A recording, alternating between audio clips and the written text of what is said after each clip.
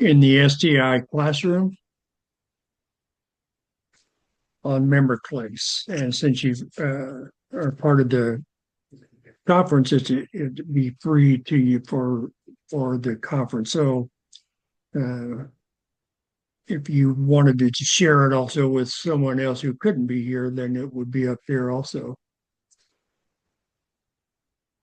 So those of you that are, none of you I see are old enough to probably remember this, but I'm old enough to remember that when calculators first came about, then we as teachers, we really struggled with how, and that was in the late 70s, mid to late 70s, early 80s, how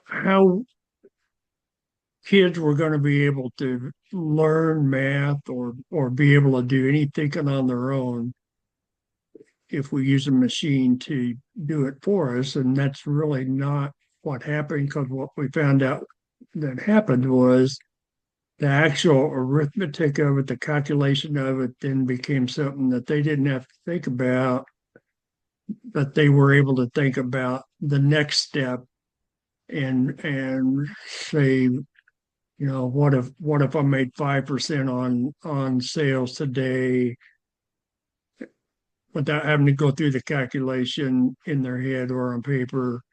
They could do that on their calculator and then compare it to, well, what if I made 6% on sales today, and make some business decisions or make decisions that way. So what we found out is we're working harder now that we have calculators than we did before. And I think computers then were the same way. We all were afraid at that time computers were going to replace teachers or other jobs. And that's not what happened. We use them now as tools, and we worked harder than we did before we had them, but we were able to do so much more with it. And I think AI is the same way. It's just going to be another tool, already is for you as writers, especially. And you're actually busier now, but you're able to do your job more efficiently than when you had to calculate everything by hand.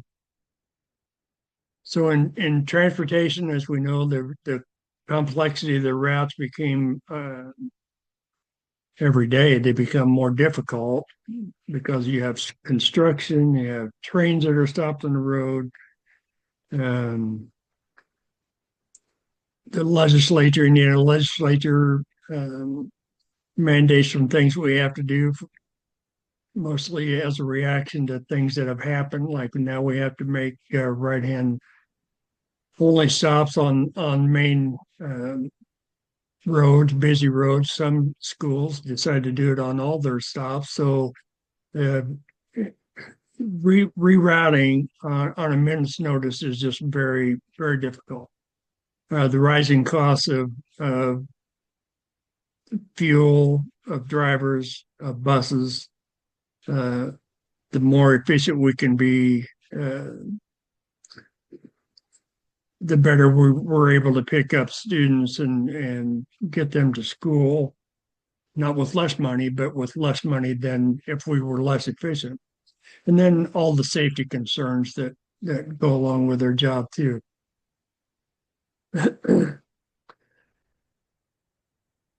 Now, what AI is in transportation, machine learning is, I don't think we're ever going to be like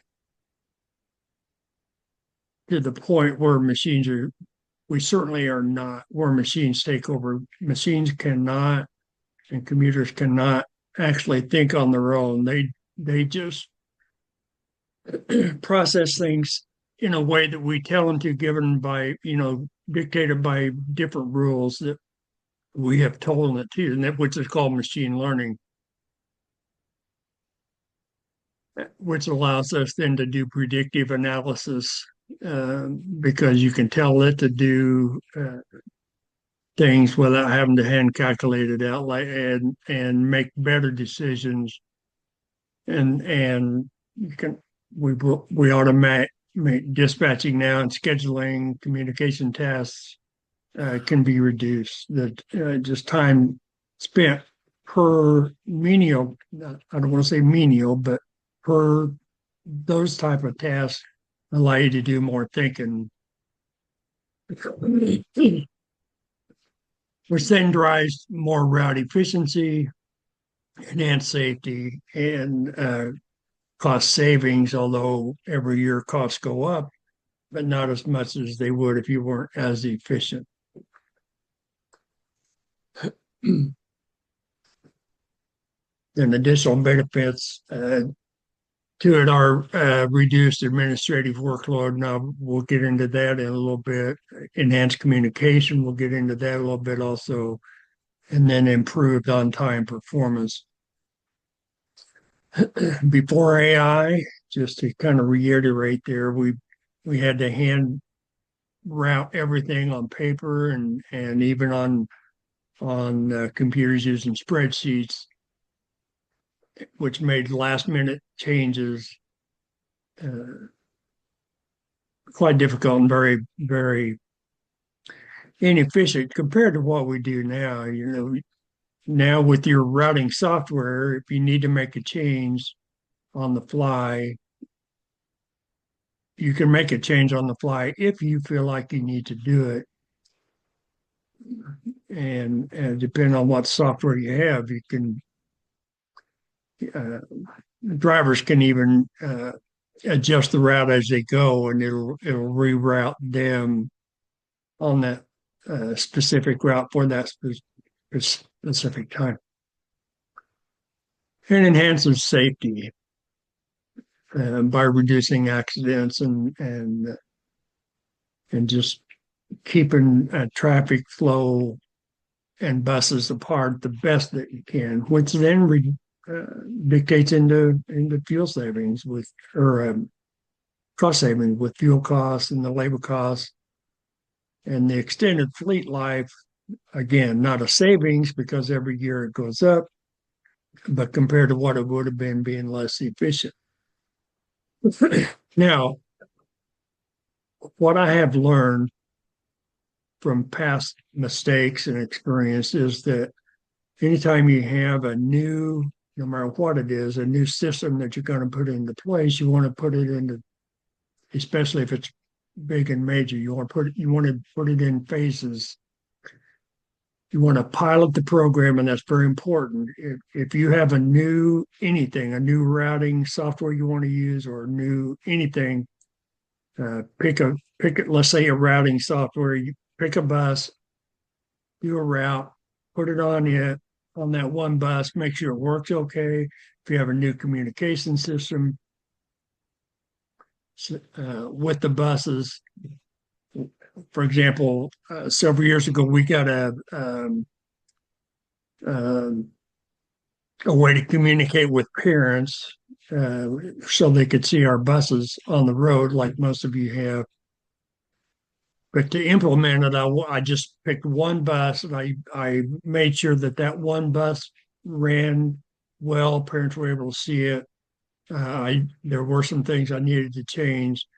And then when I felt like I had it about as good as I could, I pushed it out to all the buses. So taking it in steps, even though when you get something new, you want to do it right away, it just makes sense to take it in steps and make sure that you get it as right as you can before you push it out to everybody. And then the last phase is make sure that you have everybody trained, make sure everybody can do what job they need to do, and then make your full deployment of what your new product is going to be.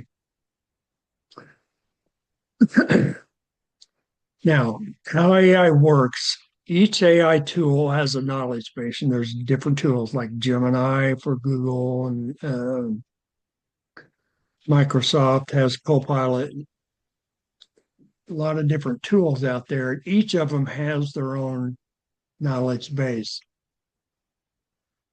And if you think of it graphically, if you think of it visually, think of it like this is a finite knowledge base that each tool has.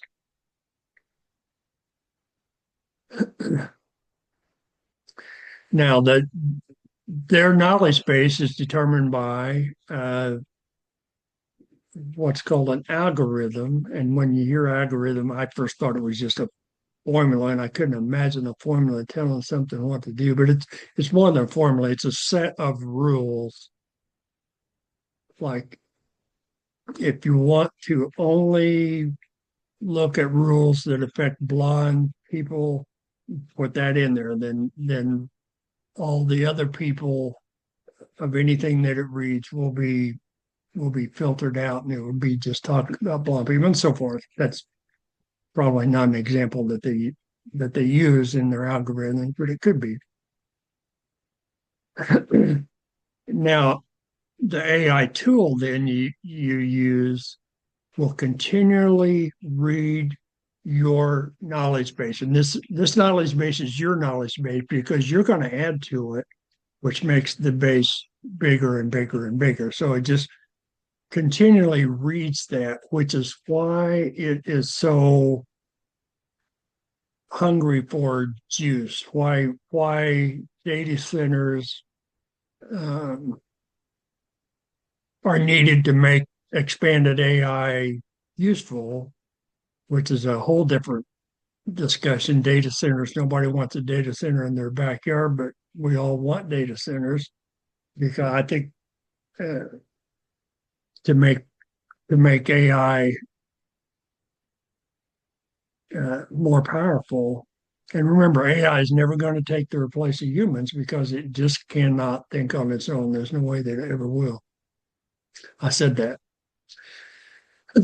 Then when a question is asked of that AI tool, then it stops where it's reading right there and then it gives you answers. So if you ask the same question at two different times, it's very probable that you will get two different answers, although they'll be very, very, very similar, but they'll be different because what it's going to do is start processing from where it stopped reading. Now, there's different categories of AI. There's chat boxes. Chat boxes are like Gemini, Copilot, Chat GPT, and so forth. Then there's writing AI. There's coding for programmers. There's image design. If you create pictures, there's video. There's data and business analysis tools. There's automation, audio, and research. So those are the different categories that the AI tools fall into. Some of the examples of the chat box in general systems uh, are GPT, sorry, Gemini, Copilot, Claude is coming on, Perplexity is coming on, Grok if you're a uh, Twitter or X now X user. Writing tools, here's different ones, Grammarly. Some of us have used Grammarly, Jasper AI, Copy AI coding tools, and so forth. So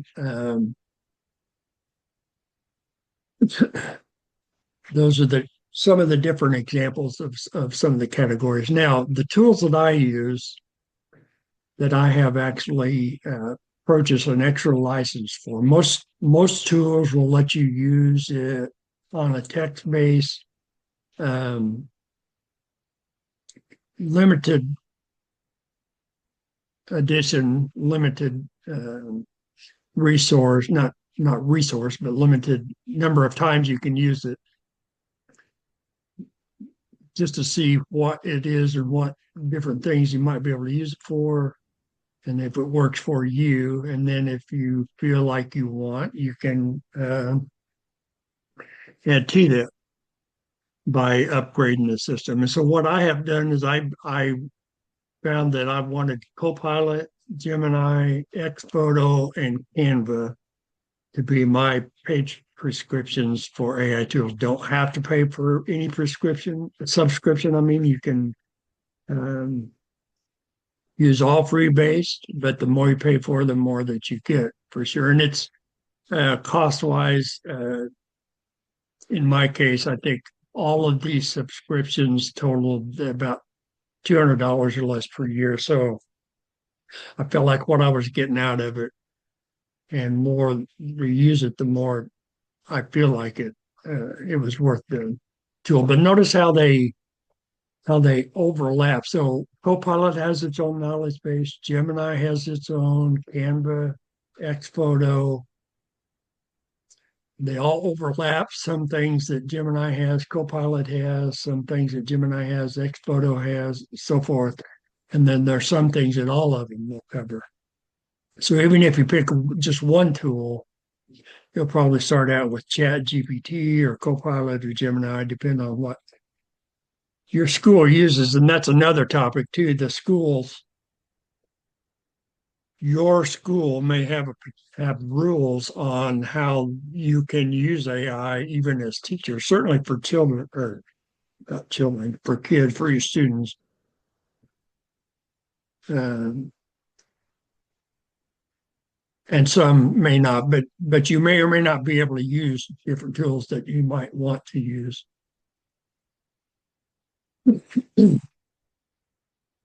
Now, what we're going to do is go over some examples of since it's my knowledge bases uh, that my tools are going to be looking at. I'm going to use examples of how I have used it, but you can see how it would affect you too. So, director's report, just like you, I have to do a director's report, and I want to once a month. And then I've been to schools where I've done directors and superintendents report on a weekly basis, or maybe even more. So to do that, and as we go along, notice that I asked Gemini to make this PowerPoint for me, and it did. And then I asked it to create certain subtopics, and it did. So some of the backgrounds will look different. So I've created the PowerPoint, inserted into the big PowerPoint. So this is how it helped me.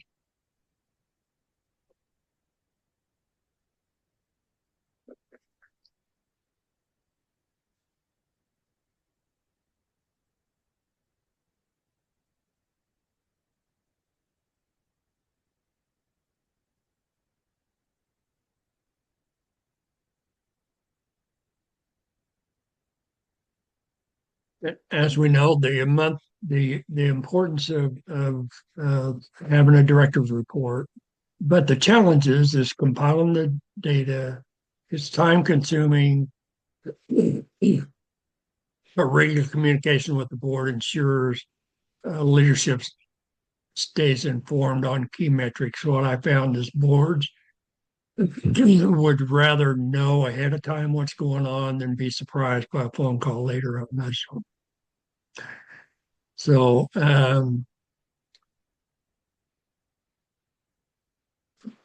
oops, sorry about that.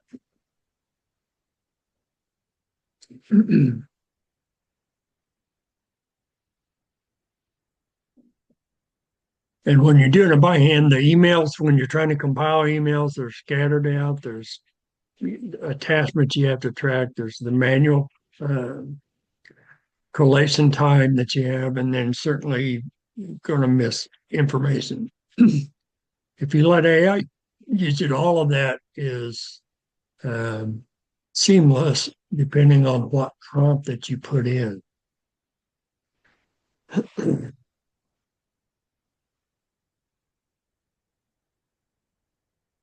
So use search filters and labels, identify board related emails, extract the key messages, organize in folders, collect the attachments, uh, structure the data and the topic, talk with your team about it to make sure that you have done things in the way that you have got all the information the best that you can. Then you got to pull the data, populate the templates, and review and finalize. Now, if you let AI do it, what I to create a transportation director report for the board. The important thing is to create a prompt that tells your tool what it is you want to create. So what I typed in, this is a true example of what I did, create a transportation director's report from my Gmail and Google Drive of work done after March the 3rd. This was done for the April board meeting.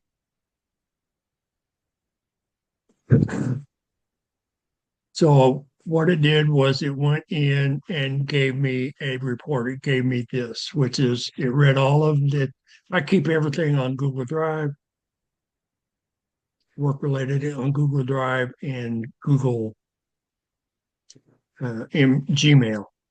If you're a Microsoft school, you'll have others, or if you're another if school that uses different tools, you'll have other tools. But I told my AI that those are the tools that I wanted to review. So I gave everything from after March the 3rd of the things that I had in my emails and on my Google Drive.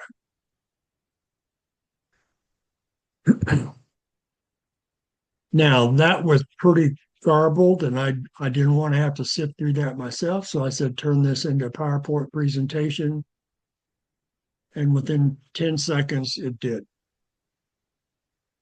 So it gave me a presentation. Now, another key to using AI and letting this tool do this for you is making sure you review it. So what I had to do is put my picture in there, make sure the dates were right, make sure the words were spelled right.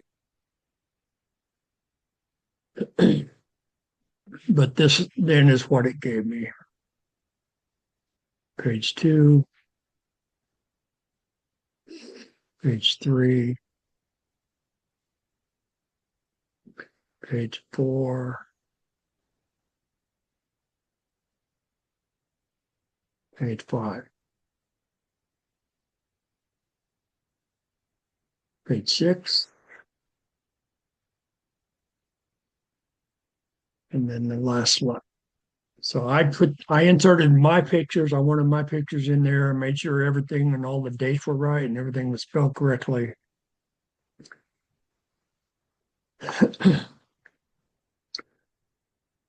And that part of it took me another 15 minutes probably. So within 15 minutes, I had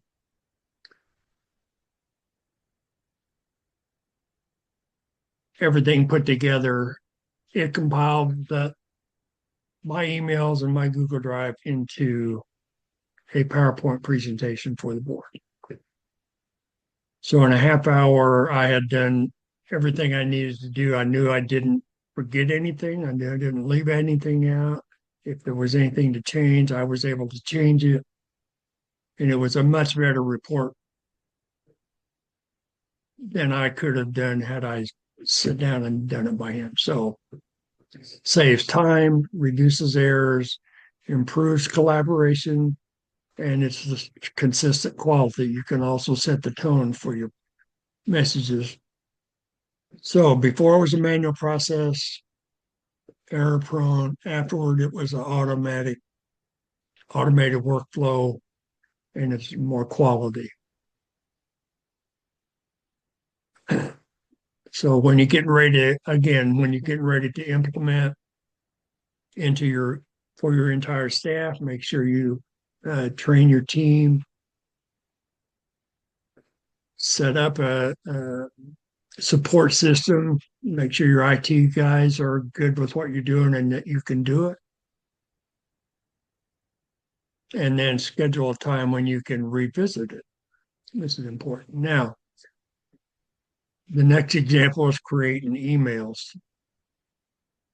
Again, I told it to dig deeper into this, dig deeper into this subject. So I had it create another set of slides for here. Why use AI? AI for email creation saves time, enhances clarity and professionalism, and you can personalize your email. So to use it, define, this is for your prompts, define your goal and your audience. If the goal of the email is going to be who you're going to be writing it to, give AI that clean prompt that you want, and then absolutely review it before you're ready to copy and put it in. In your prompts, be specific and clear, review and personalize, maintain your tone, and then AI is a tool to enhance your writing, not replace it. This is still yours. So what you're doing is you are adding to your circle, to your knowledge base that your tool is going to be going out and reading. If you allow AI to create something and you just send it out, it's not adding to your database because it's not something that you have done. So you're really, what AI does is not adding to the database, to the knowledge base, which is why AI cannot take over because it really can't add to the base. You're the only one that can add to your knowledge base. So then next time AI reads your knowledge base, it's going to read what you just put in there will be a part of it, and it'll use that too. So here's an example of what a prompt. And remember, a prompt is what you're telling it to. It's part of the algorithm that you're telling AI to use. In this case, I'm using Copilot. Create an email to explain to the AI membership, STAI membership, that registration is open for the school bus rodeo competition on June the 20th. And this is something I actually did, and you probably remember this email. And this then is what it told me.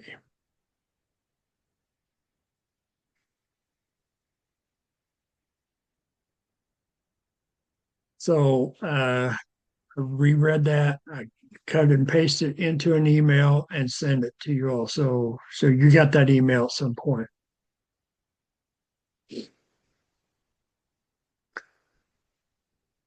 Now, a summary report. Here's where the writing emails is fantastic. It just saves you so much time and makes the tone. You can tell it in your prompt if you want to say in an excited tone or if you want to say in a professional tone. It will bring something back to you that way. Now, summary reports.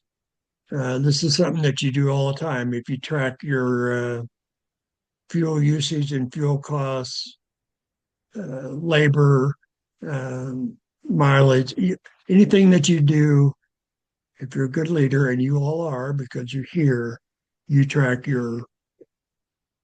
and you create summary reports all the time. So again, I'm using in Copilot, turn an insight summarization, try and find patterns and anomalies, and then workflow animation. You let AI do the busy work, and you take care of thinking ahead.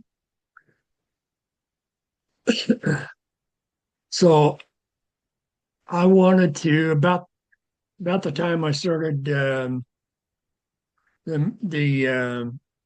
pushing out for the uh, membership sign up for the conference sign up. I wanted to know who had lapsed memberships, which could have been a number of different things. Could have been no, you just haven't done it upped your membership yet. It could be that you left. I wanted to know if there are any trends in this data. So I asked AI this question. Are there any data trends? It came back with yes, even this sheet is basically a lapsed membership list. There are some clear patterns and a couple of data qualities. Signals that stand out below are the key trends I found. And then here's a list of what it found. told me that the list was of all LAPs. There was everything in there was LAPS members, and organizations are concentrated. In other words, there were more from bigger schools than smaller schools, which I know domains indicated mostly from K-12 schools, which we knew that too. Then after it gave me this list, it Copilot and Gemini and ChatGPT will ask you prompts to help you from or to help you writing your next question to them.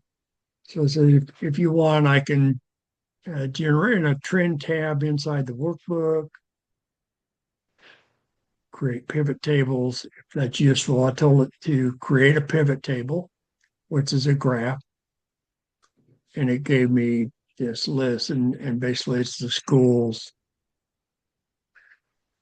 and the number of people. Pivot means you got more than one column, so you pivot from one to the other. So people that didn't have their organization listed, there were 27 blanks and so forth.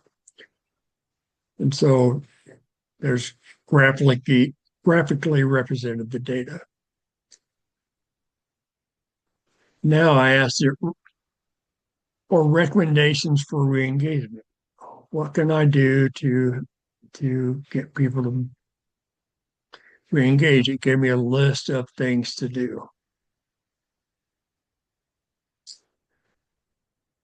So it did all the work and allowed me then to think ahead and see if there was anything I could do to get people re-engaged.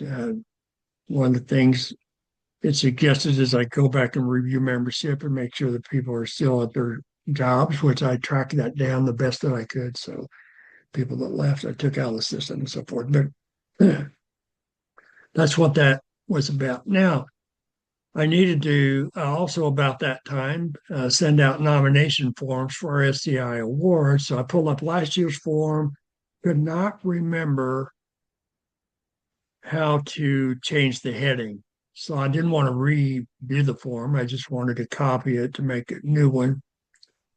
But I couldn't remember how to do that. So I asked it, how do you change the header on a Google form? And it gave me the instructions to be able to do that. I followed the instructions and was able to change it that way. So you all got this nomination form if you nominated someone, or you didn't. At least that's so saved me a whole bunch of time from redoing the form, and then here was the form at that time. But then I wanted to know. I noticed that I had to always check it if someone put in a new entry in it because I wanted to make sure that I had all current nominations. So I asked it, can you send me an alert when someone fills out the form? And it showed me how to do that by going up, clicking that, going down, get email notifications, checked it. So it walked me right through there. Now, creating a PowerPoint. My tool of choice for creating presentations is Canva, and for creating image. But that's just my choice. You can use Copilot. You can use GTP. More than likely, on any platform, you'll have to upgrade to get the actual graphic, the actual finished product, but it'll give you the prompts so that you can make your own pages without you having to think about doing that. So I wanted to create a presentation of 4 slides on how to create an image of a school bus lineup at a school using Canva. So I just wanted a picture of a school bus lineup, but I said, create a presentation on how I should do that in case I wanted to tell somebody else how to do it. So Canva went through and made that presentation. And then made sure that I remembered to review it. I did, and I asked it to expand on the step-by-step design of it, and it did.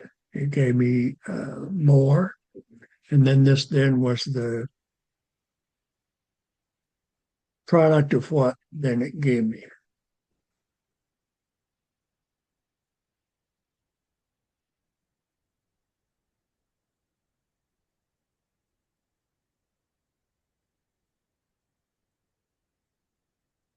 And then tips for making a more polished image.